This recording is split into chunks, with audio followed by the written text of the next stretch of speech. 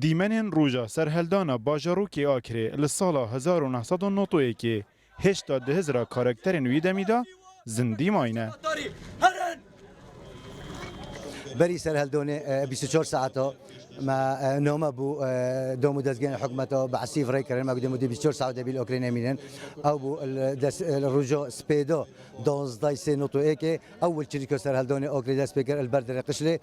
وقت هم گشتن کارون که جمهوری اوکراین دیدیم که امچک دارین گوته و پیشمرگه هاتن گوته و پیشمرگه هاتن دست کلیا کرد اکثر بلندی معسكري چون برخی فوجی ام هاتن چون برف منظمه بحثیا ام گشتن بدل کی منظمه بحثیا الویری مشکل صدام اینا خاره مال عرض ده 25 سالین پشتی سرهلدانه دا لقزا آکری دهند بیاوان دا گوهرین چه بوینه لهنج خلکی داخازا پتر پیتا پیدانه دکن.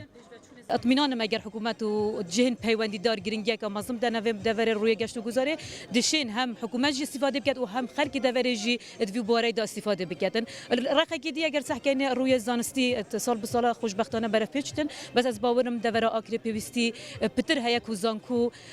بشن جدا جدا بینوکرن.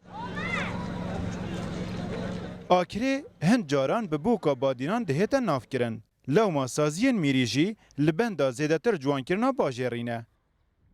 از بچم چوکا خرکی باجر خرکی که آستس روشن ویدیویی گله که بلنده حزت ویش گله زورن.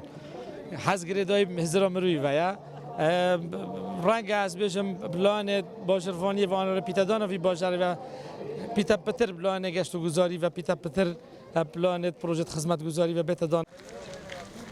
سرهلدانا بهار سال 1991 لپنجی آداره جباجاروک رانیا دست بکر اولدازه آداره جی گهشت باجاروک آکره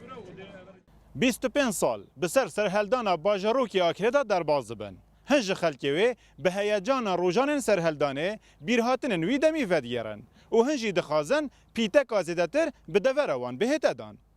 ایوب نصری روداو آکره